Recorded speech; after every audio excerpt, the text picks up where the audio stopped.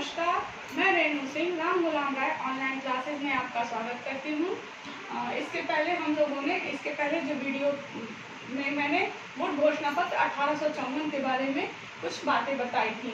आज उसी के अंतर्गत वोट घोषणा पत्र द्वारा घोषित शिक्षा नीति में क्या क्या नीति उन्होंने बनाते जो 1854 की जो घोषणा पत्र जारी की थी उसमें क्या क्या शिक्षा नीति थी, आज उसके बारे में मैं चर्चा प्रस्तुत करूंगी। तो वुड के घोषणा पत्र में भारत की शिक्षा नीति को एक नया रूप दिया गया था, ठीक। और उसके अंतर्गत कुछ जो शिक्षा नीति थी उसकी कुछ प्रमुख बिंदु इस प्रकार हैं। शिक्षा का प्रशासन एवं वित्त व्यवस्था। तो वुड घोषणा पत्र में यह बात कहा गया कि इस शिक्षा नीति में कंपनी शासित भारतीयों की शिक्षा की व्यवस्था करना कंपनी का यानी सरकार का, कंपनी सरकार का, जो ब्रिटिश कंपनी सरकार है उसका उत्तरदायित्व होगा। और इसमें स्पष्ट रूप से लिखा गया कि कोई भी विषय हमारा ध्यान इतना आकर्षित नहीं करता जितना कि शिक्षा, और यह एक पवित्र कर्तव्य है। यानी कि उन्होंने जो शिक्षा को जो है बहुत पवित्र कर्तव्य माना और यह भी स्वीकार किया कि जो कंपनी द्वारा जो अधीनस्थ प्रांत हैं और यानी कि उसको जो है उसकी जो शिक्षा की व्यवस्था है वो सरकार की जिम्मेदारी होगी। अब इसके बाद आते हैं इसी के अंतर्गत शिक्षा का प्रशासन एवं वित्त के अंतर्गत जन शिक्षा विभाग की स्थापना। तो इस शिक्षा नीति में भारत के कंपनी शासित सभी प्रांतों में जन शिक्षा विभाग की स्थापना की घोषणा की और यह घोषणा की कि इस विभाग को सर्वोच्च अधिकारी जन शिक्षा निदेशक होगा। जो इस विभाग का जो सर्वोच्च अधिकारी होगा वो जन शिक्षा निदेशक होगा। और इसकी सहायता के लिए शिक्षा को उप संचालक, निरीक्षक और लिपिकों की भी नियुक्ति की गई। यानी कि इसको चलाने के लिए, इस व्यवस्था को चलाने के लिए उप संचालक, निरीक्षक और लिपिकों की भी जो है उनकी भी नियुक्ति की गई। और इसी के अंतर्गत शिक्षा का प्रशासन एवं वित्त के अंतर्गत सहायता और अनुदान प्रणाली। तो इस नीति में पहली बार देशी और विदेशी सभी शिक्षण संस्थाओं को बिना धार्मिक भेदभाव के आर्थिक सहायता देने की घोषणा की गई। और इस आर्थिक जो सहायता के विभिन्न मद थे आर्थिक सहायता के लिए, जैसे कि भवन निर्माण, विज्ञान प्रयोगशाला निर्माण, शिक्षकों के वेतन, छात्रवृत्तियों आदि में देने का प्रावधान किया गया। यानी कि जो अनुदान था वह जो शिक्षा व्यवस्था के लिए विभिन्न जो भी उसके मद थे उन्हें आर्थिक सहायता देने की व्यवस्था की गई।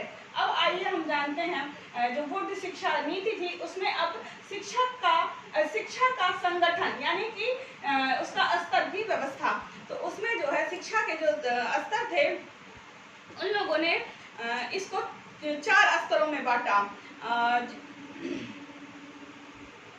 शिक्षा के जो स्तर थे उसको उन्होंने 4 भागों में बांटा, जिसमें प्राथमिक, मिडिल, हाई स्कूल तथा उच्च शिक्षा के। और इसी के अंतर्गत क्रमबद्ध विद्यालयों की स्थापना की गई। इस शिक्षा नीति में जो शिक्षा के उपयुक्त जो संगठन के लिए क्रमबद्ध विद्यालयों जैसे कि प्राथमिक, मिडिल, हाई स्कूल, कॉलेज और विश्वविद्यालय की स्थापना की घोषणा की गई। और ये जो शिक्षा का संगठन था इसमें भी कुछ उद्देश्य को बना के इस व्यवस्था को किया गया, जिसमें पहला था कि भारतीयों का मानसिक विकास करना और उनके बौद्धिक स्तर को ऊंचा उठाना। यानी कि अगर उनका मानसिक विकास अच्छा होगा तो उनका बौद्धिक स्तर ऊंचा उठेगा। इसके बाद दूसरी बात यह कही गई कि भारतीयों को पाश्चात्य ज्ञान विज्ञान से परिचित कराना और उनकी भौतिक उन्नति करना। यानी कि भारतीय जो थे वो अपने जो वैदिक परंपरा का उसका अनुसरण करते थे, वो प्राच्य जो सभ्यता थी उसका अनुसरण करते थे। तो जो वुड की घोषणा पत्र आई उसमें ये कहा गया कि भारतीयों को पाश्चात्य ज्ञान विज्ञान से परिचित कराकर उनकी भौतिक उन्नति को और ऊंचा करना, उन्नति करना था। इसी के अंतर्गत तीसरी बात कही गई कि भारतीयों के जीवन स्तर को ऊंचा उठाना और भारत में अंग्रेजी माल की मांग जो भारत का जो अगर भौतिक स्तर भौतिक जो उन लोग का जीवन था वो ऊंचा उठता, तो ऊंचा मतलब उन्नति होती, तो उनका जीवन स्तर ऊंचा उठता। और भारत में अंग्रेजी माल को जो अंग्रेजी माल था उसकी मांग को बढ़ाना था। इसी के अंतर्गत भारतीयों को नैतिक एवं चारित्रिक विकास कराना, कि उनका जब मानसिक स्तर ऊंचा होगा और उनका जो नैतिक और चारित्रिक विकास भी अच्छा हो जाएगा। और इसी के अंतर्गत जो आखिरी बात कही गई कि राज्य सेवा के लिए सुयोग्य कर्मचारी तैयार करना। अब आइए हम जानते हैं शिक्षा की क्या पाठ्यचर्या, जो 1854 में जो शिक्षा की क्या पाठ्यचर्या बनाई गई। तो इसमें पहली बात यह कही गई कि प्राच्य भाषा एवं साहित्य को स्थान, यानी कि इसके पहले जो मैकाले का विवरण पत्र आया था और उसमें जो उन्होंने क्या कहते हैं निस्यंदन सिद्धांत के बारे में बताया और उन्होंने जो प्राच्य को नहीं पाश्चात्य को केवल समर्थन किया, तो वुड ने ये कहा कि प्राच्य भाषा एवं साहित्य को स्थान मतलब मिले। इसमें भारतीयों के लिए जो है प्राच्य भाषा एवं साहित्य के महत्व को स्वीकार किया गया और उन्हें पाठ्यचर्या में उचित स्थान देने की घोषणा की गई। और साथ ही यह भी घोषणा की गई कि प्राच्य भाषा और साहित्य को प्रोत्साहन भी दिया जाएगा। फिर इसके अतिरिक्त जो दूसरी बात कही गई कि पाश्चात्य ज्ञान विज्ञान को विशेष स्थान, अगर उन्होंने प्राच्य भाषा और साहित्य को स्वीकार किया तो उसके साथ साथ ये भी स्वीकार किया कि पाश्चात्य जो ज्ञान विज्ञान है उसको भी विशेष स्थान दिया जाएगा। इसमें शिक्षा में भारतीयों की भौतिक उन्नति के लिए पाश्चात्य ज्ञान विज्ञान की शिक्षा को अति आवश्यक बताया गया और उसके पाठ्यचर्या को विशेष स्थान देने पर बल दिया गया। इस घोषणा पत्र में स्पष्ट रूप से लिखा गया कि हम बलपूर्वक घोषित करते हैं कि हम भारत में जिस शिक्षा का प्रसार देखना चाहते हैं वो है यूरोपीय शिक्षा। यहाँ तक देख रहे हैं। इसी के अंतर्गत शिक्षा के पाठ्यचर्या के अंतर्गत तीसरी बात यह कही गई कि धार्मिक शिक्षा की सीमित छूट, यानी कि धार्मिक शिक्षा को सीमित छूट में दिया जाए। इस घोषणा पत्र में जो है मिशन स्कूलों को धार्मिक शिक्षा देने की छूट दी गई और सरकारी स्कूलों में धार्मिक तटस्थता की नीति का पालन करने को कहा गया। यानी कि हम जो धार्मिक जो मिशनरी स्कूल था उसमें हम धार्मिक शिक्षा दे सकते थे, परंतु जो सरकारी स्कूल था उसमें धार्मिक शिक्षा हम नहीं दे सकते थे। लेकिन साथ ही यह भी बात स्वीकार की गई कि समस्त जो सरकारी स्कूल हैं उसके पुस्तकालय में बाइबिल रखना अनिवार्य कर दिया गया। अब आइए हम जानते हैं वुड घोषणा पत्र के अंतर्गत शिक्षण विधियां, यानी किन शिक्षण विधियों के माध्यम से हम शिक्षा को शिक्षा देंगे। तो उसमें जो पहला बात ये कहा गया कि प्राथमिक शिक्षा का माध्यम देसी भाषाएं और अंग्रेजी। तो वुड ने ये स्वीकार किया कि जो प्राथमिक शिक्षा है उसे हम देसी भाषा में देंगे और साथ ही साथ अंग्रेजी का माध्यम है उसको भी स्वीकार करेंगे। और इसमें स्पष्ट रूप से लिखा गया कि हम भारत के समस्त स्कूलों को फलते फूलते देखना चाहते हैं। अब इसी के अंतर्गत जो शिक्षण विधियां थी इसमें दूसरी बात यह स्वीकार की गई कि उच्च शिक्षा का माध्यम केवल अंग्रेजी होना चाहिए। तो घोषणा पत्र में स्पष्ट रूप से कहा गया कि पाश्चात्य भाषा इतनी विकसित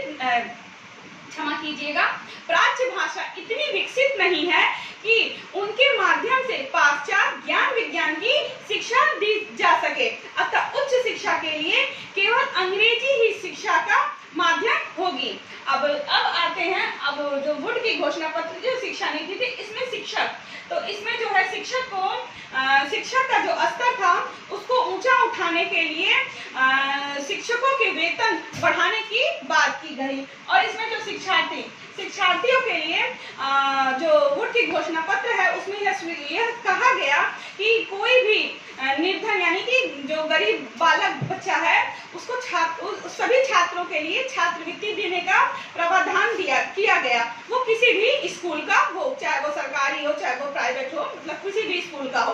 अब आइए हम देखते हैं शिक्षण संस्थाएं। जो वुड की घोषणा पत्र है उसमें शिक्षण संस्थाओं के बारे में क्या बात कही गई। तो शिक्षण संस्थाओं के बारे में यह कहा गया, इसमें पहला बात यह कहा गया कि विभिन्न स्तर के शिक्षण संस्थाओं की स्थापना होगी। जैसा कि मैंने बताया प्राथमिक, मिडिल, हाई स्कूल और उच्च शिक्षा की व्यवस्था। और साथ ही विश्वविद्यालयों की स्थापना की भी बात की गई। और दूसरी बात यह कही गई कि व्यावसायिक विद्यालयों की स्थापना की जाए। तो वुड घोषणा पत्र में यह स्वीकार किया गया कि जो भारत है बहुत ही पिछड़ा देश है, यहाँ गरीबी बहुत ज्यादा है, तो इसलिए उन्होंने शुरू से ही व्यावसायिक शिक्षा पर बल देने की बात कही गई। और तीसरी बात यह विश्वविद्यालय की स्थापना। तो हाँ, जैसा कि मध्यकालीन जब इस्लामिक जब शिक्षा आरंभ हुआ तो उस समय जो बौद्ध काल द्वारा स्थापित विश्वविद्यालयों की जो स्थापना हुई थी उनको उन सभी विश्वविद्यालयों को नष्ट कर दिया गया था। तो जब वुड की घोषणा पत्र आया तो उन्होंने विश्वविद्यालय की स्थापना के लिए बहुत जोर दिया, यानी कि बहुत उस पर ध्यान दिया।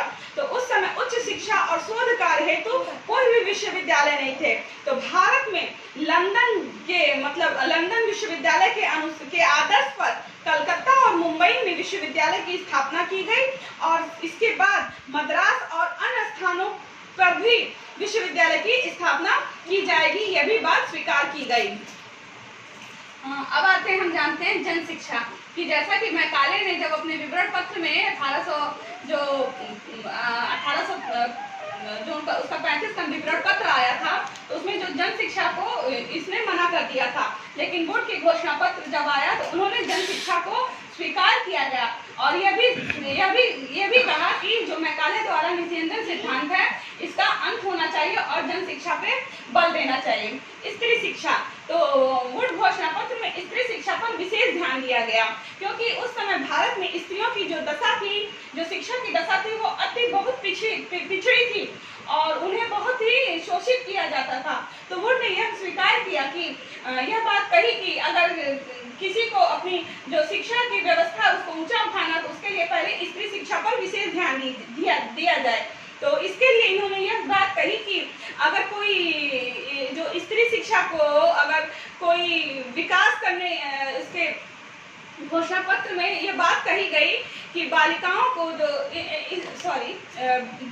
की जो विद्यालयों की स्थापना के लिए विशेष अनुदान दिए गए और स्त्री शिक्षा हेतु सहयोग देने वाले व्यक्तियों को प्रोत्साहित किया जाएगा। अब आते हैं मुसलमानों की शिक्षा की व्यवस्था। तो भारत जैसे कि हिंदुओं का देश है तो उसमें जो हिंदुओं की शिक्षा थी वो कुछ हद तक सही थी, परंतु जो मुसलमानों की शिक्षा थी वो बहुत पीछे हो गई थी। तो इसके लिए इनके लिए विशेष स्कूलों की स्थापना की गई और साथ ही इन्हें छात्रवृत्तियों आदि की भी व्यवस्था की गई। इसके बाद आते हैं व्यावसायिक शिक्षा की बात। तो जैसा कि मैंने बताया कि व्यावसायिक शिक्षा के लिए इसको भी पाठ्यक्रम में जोड़ा गया, तो इसके लिए इस पे अलग से व्यावसायिक स्कूलों की स्थापना की गई और उसे शुरू से ही व्यावसायिक शिक्षा देने की बात कही गई। और शिक्षक शिक्षा, इसके पहले वुड के घोषणा पत्र में शिक्षकों के लिए कोई शिक्षा की व्यवस्था नहीं की गई थी। जब वुड घोषणा पत्र 1854 में आया तो उन्होंने ये कहा कि लंदन की जो व्यवस्था है उसमें जो है टीचरों को जो ट्रेनिंग दी जाती है, जिसमें सामान्य जो टीचर है, सामान्य जो शिक्षक हैं, जो विधि के शिक्षक हैं और जो चिकित्सकों के शिक्षक हैं, इनकी प्रशिक्षण के लिए विशेष व्यवस्था की गई। और धार्मिक शिक्षा, जैसा कि मैंने बताया कि धार्मिक शिक्षा के लिए तटस्था नीति अपनाई गई, परंतु जो मिशनरी स्कूल थे इसमें जो है धार्मिक शिक्षा देने की अनुमति दी गई और साथ ये भी स्वीकार किया कि सभी सरकारी जो स्कूल हैं उसमें धार्मिक शिक्षा न दी जाए, लेकिन ये बात स्वीकार की गई कि सभी जो सरकारी स्कूल हैं उसके पुस्तकालयों में बाइबल रखा जाए। तो ये थे वुड के घोषणा पत्र द्वारा शिक्षा नीति। आज के लिए इतना ही, धन्यवाद, नमस्कार।